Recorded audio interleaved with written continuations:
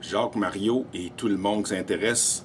Et Franquin créa la gaffe, la réédition, enfin!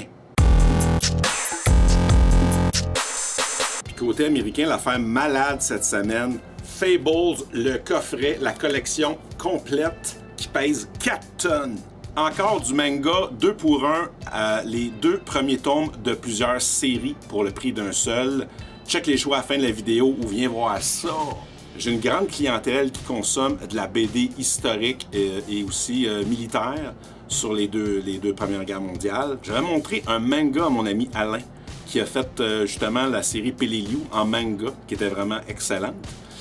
Ici, The Far East Incident, mais dessin superbe, mais il accrochait pas puis tout ça, fait que je dis Alain, je vais l'aller, je vais t'en parler. Définitivement pas historique pantoute, c'est une fiction. Fait que les Japonais ont créé des variants, c'est-à-dire des mutants, qui résistent aux balles, qui sont super résistants, qui peuvent ramasser une rafale de mitraillettes et continuer de fonctionner. Puis là, on est après la guerre. Et les Alliés, dont les Américains, sont là-dedans. Ils veulent se débarrasser des 1000 quelques variants. Alors, il y a une unité montée par les Américains qui s'occupe de ça. Et là-dedans, ils ont une variante, une petite fille de 12 ans, 10 ans, 12 ans. Ils ont fait un gun plus léger, pour qu'elle puisse le lever, puis tout ça, puis faire la sale job. C'est extrêmement violent. Je sais pas, je m'attendais, pourtant des mangas, je n'ai lu 4 tonnes de ça. Je m'attendais pas à une violence pareille avec ces beaux dessins-là. Parce que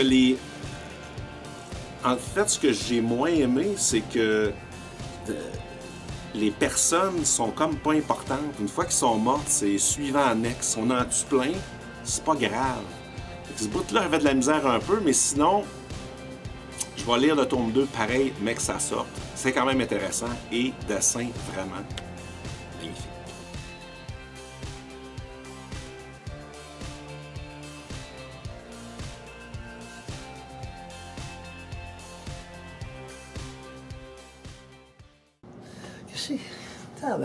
Qu'est-ce que je fais ici?